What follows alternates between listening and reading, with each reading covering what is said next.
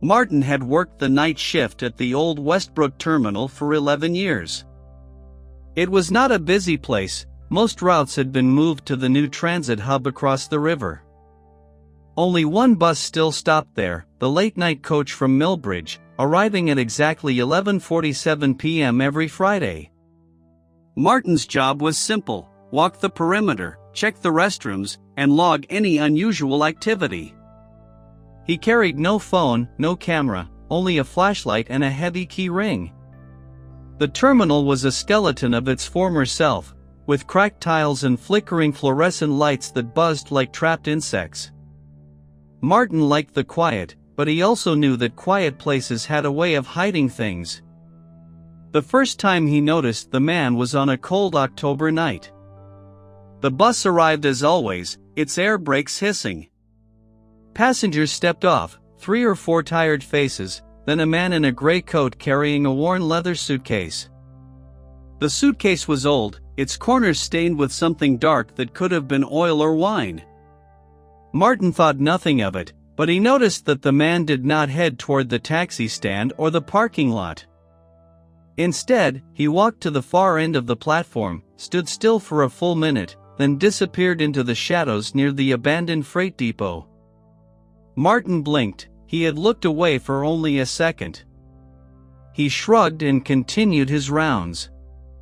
The next Friday, the same man appeared again, same gray coat, same stained suitcase. This time Martin watched more closely. The man stepped off the bus at 11:47, waited, then walked not toward the exit but toward a narrow alley behind the old ticket booths. Martin's flashlight beam caught a glimpse of the man's face, ordinary, forgettable, middle-aged, with tired eyes. He followed at a distance, his rubber-soled shoes silent on the concrete. The man stopped near a drainpipe, set down the suitcase, and did something strange. He removed a small object from his pocket, then knelt and tucked it into a gap between the wall and the ground. Then he picked up the suitcase and walked back toward the street. Martin waited until the man was gone, then went to the spot. He found a worn leather glove, caked with dry mud. He picked it up, felt its weight, then put it back. He was not a detective, just a watchman. But curiosity grew in him like a weed. The third Friday, Martin brought a small notebook and a pencil. He had no camera, no recording device, only his eyes and memory.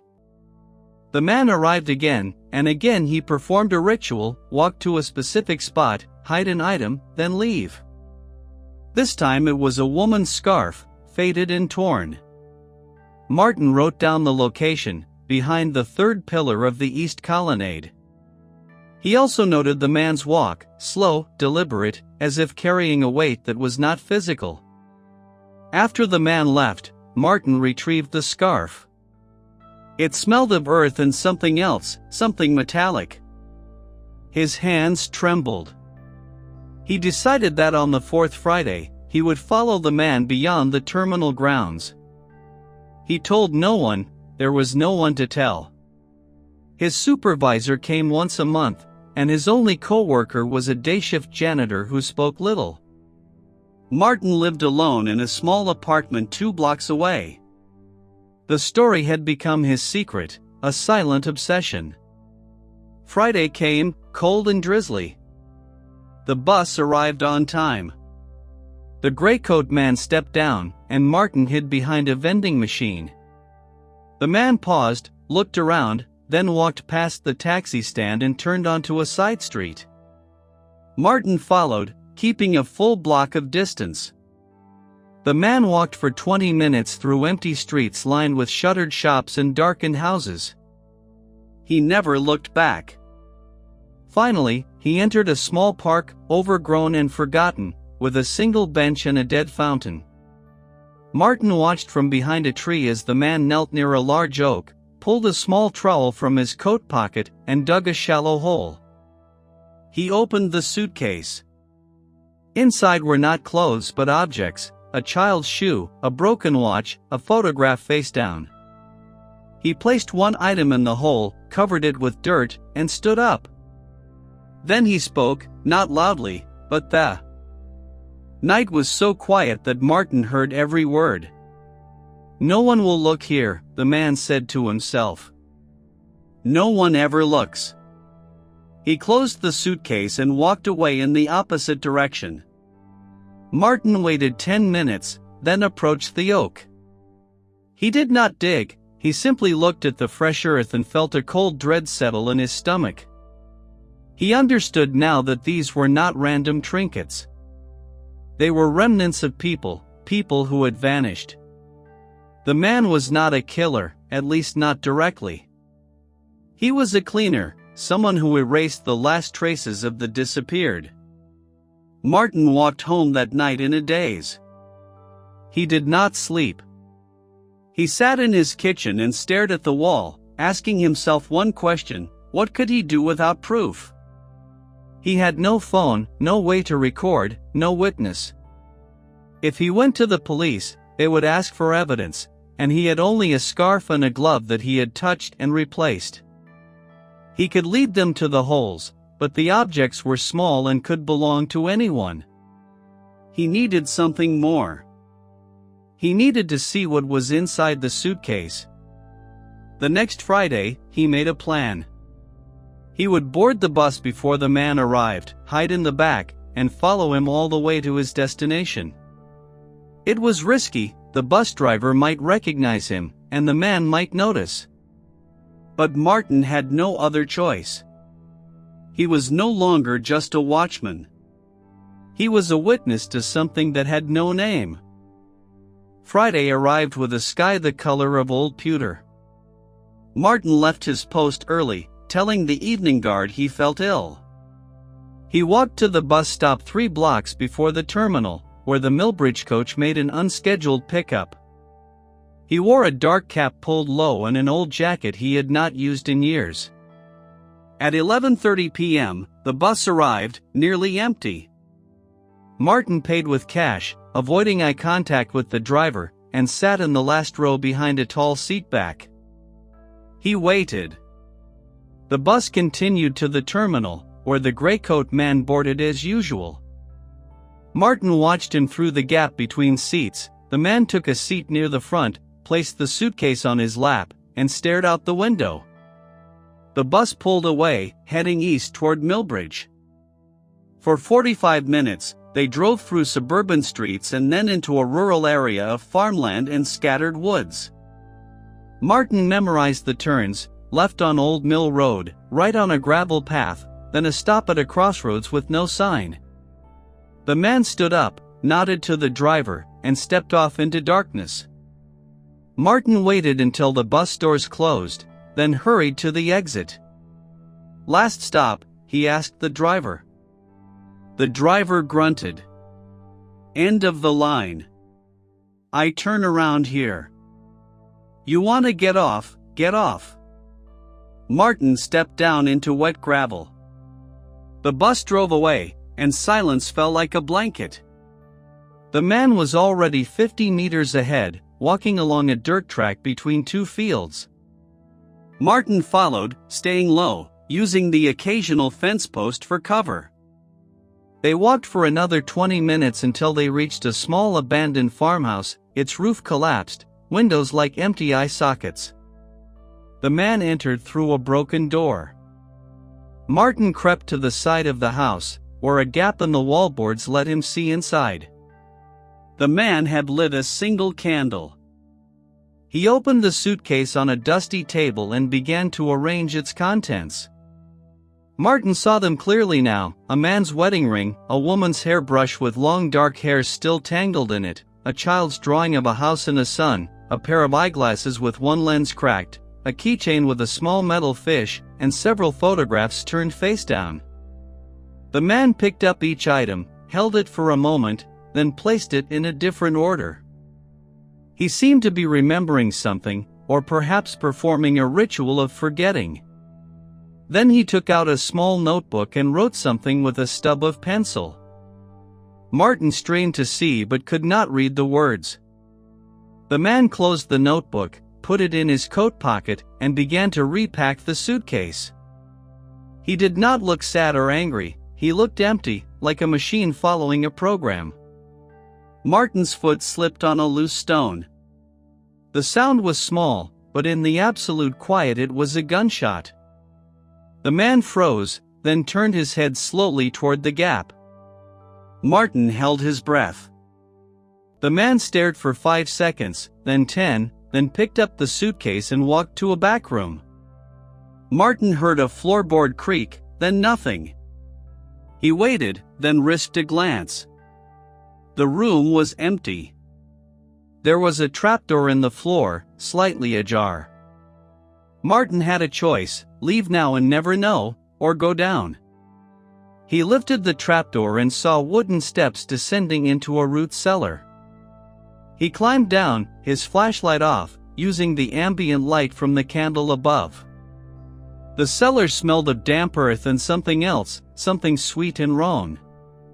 At the bottom, a narrow tunnel led into deeper darkness.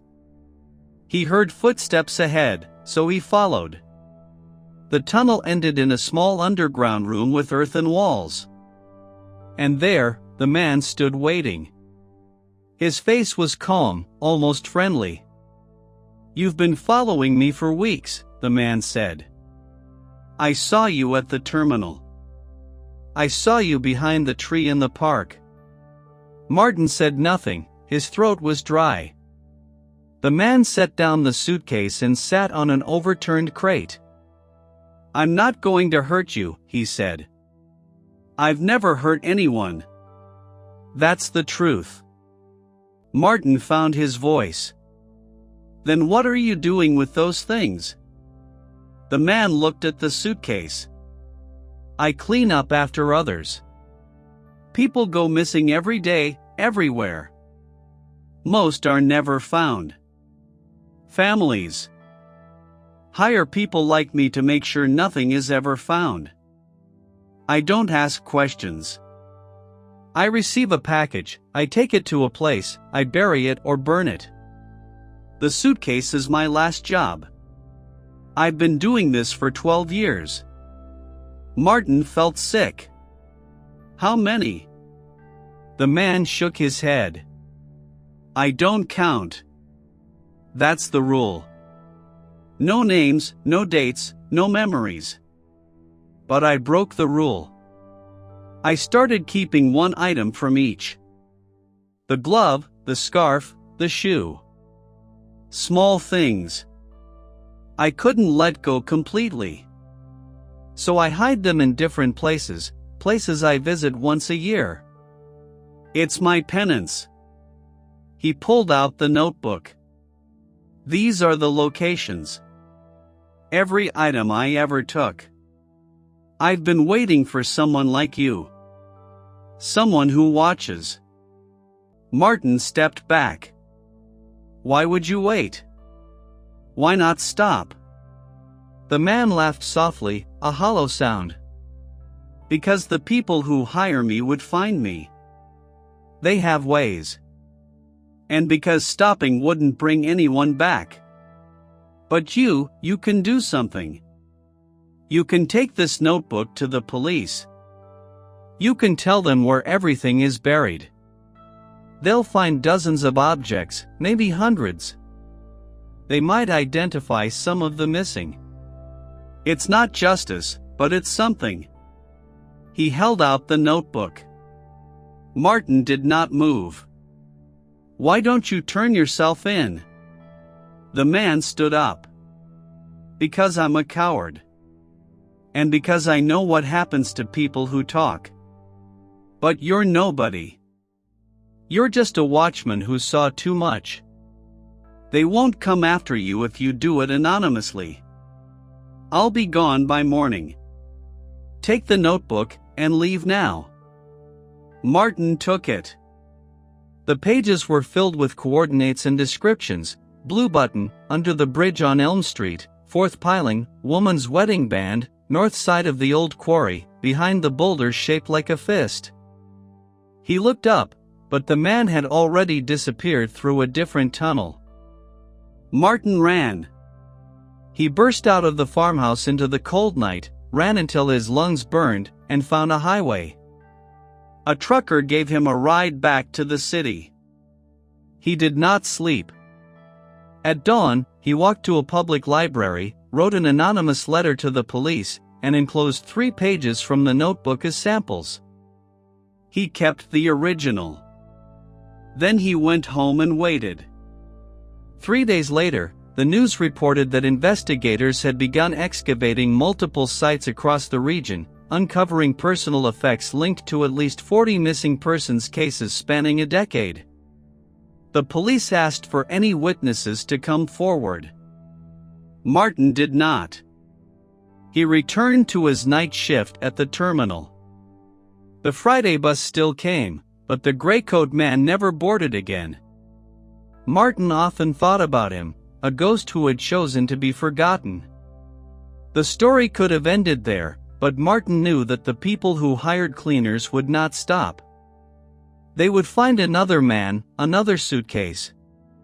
And one night, a note appeared under his apartment door. It said only, "You did the right thing. Now forget us. We will forget you." Martin burned the note and never spoke of the notebook again. But every Friday at 11:47 p.m., he stood at the platform and watched the bus arrive, wondering if the next passenger to step off would carry an old stained suitcase. Months passed, and the world moved on. The police recovered over 200 objects from the locations listed in the notebook, families were notified, and some cases were closed, though no bodies were ever found.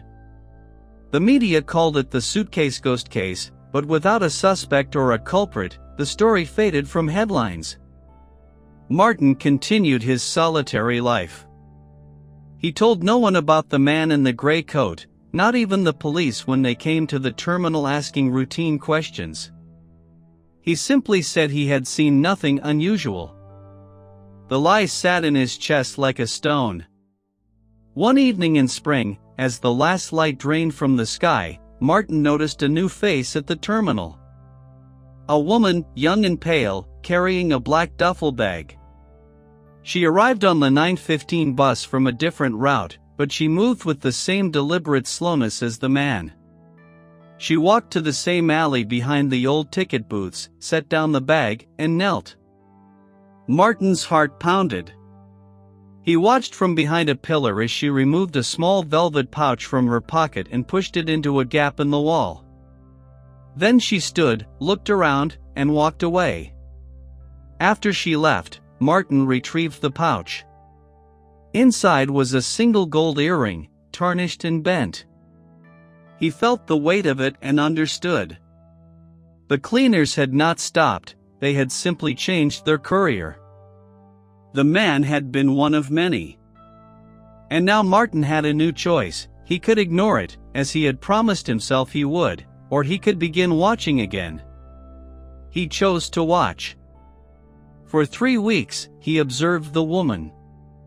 She came every Tuesday, not Friday, always with a black duffel bag, always hiding a small object in a different spot within the terminal grounds. She never spoke, never looked up, never acknowledged his presence. Martin wrote down each location and each object. He was no longer just a witness, he was a chronicler of the invisible. But then something changed. On the 4th Tuesday, the woman did not hide an object.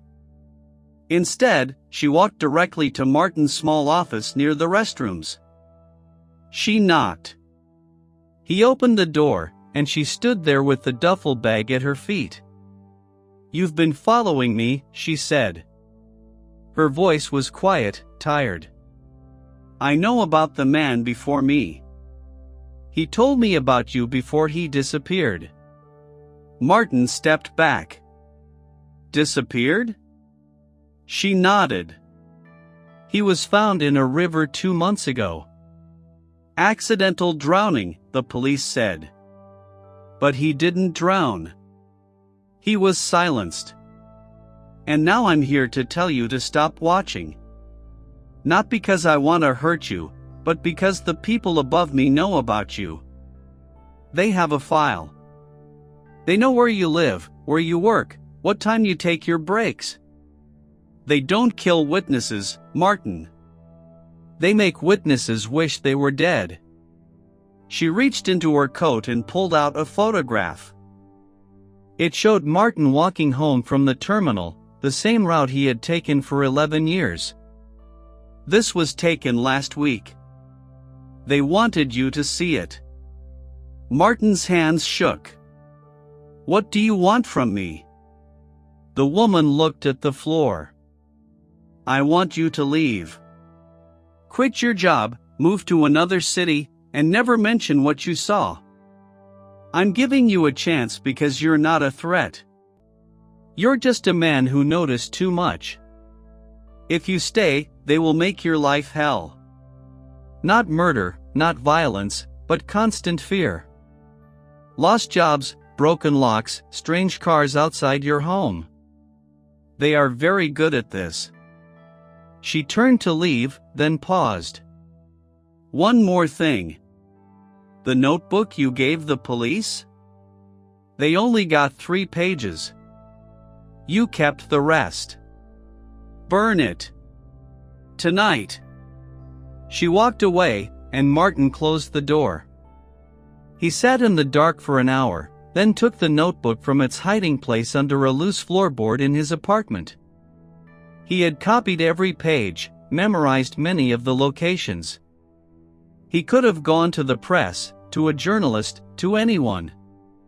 But he knew that the woman was right.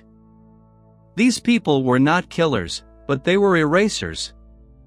They could make him vanish without ever touching him. He built a small fire in his kitchen sink and fed the notebook pages into the flames, one by one. The names of the missing, the coordinates, the descriptions of objects, all turned to ash. He watched until the last page curled and blackened. Then he packed a single bag, left his apartment key on the counter, and walked to the bus station. Not the terminal where he had worked, but the main city depot. He bought a ticket to a town he had never heard of, 300 miles away. He did not say goodbye to anyone because there was no one to say goodbye to. On the bus, as the city lights faded behind him, Martin thought about the man in the gray coat and the woman with the duffel bag. He thought about all the objects buried in shallow graves, all the families who would never know the truth. He had done what he could, he had given the police a start. Now he had to survive.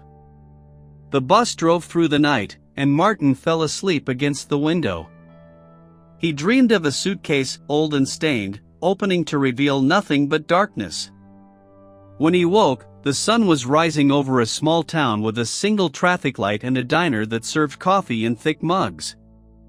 He stepped off the bus and walked to a rooming house with a sign that said vacancy. He paid for a week. He did not look for work, he did not call anyone. He simply existed, watching the street from his window, waiting to see if anyone would come. No one did. Weeks turned into months. Martin found a job at a warehouse, stacking boxes in silence. He never spoke of his past. He never returned to the terminal. The news reported no further developments in the suitcase ghost case, and eventually the story died completely. One evening, while walking home from work, Martin saw a familiar shape on a bench across the street, a woman in a dark coat, a black duffel bag at her feet. She looked at him, nodded once, and walked away. She did not have the bag, she left it on the bench. Martin waited until she was gone, then approached. The bag was unzipped. Inside, there was a single item, the same gold earring he had found months ago, now with a note attached. The note said, "They are done."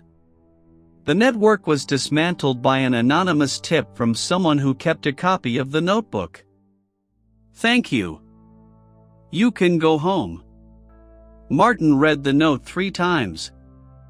He did not know if it was a trap or a miracle. But he decided to believe it. He took the earring, walked to a river, and threw it as far as he could into the water.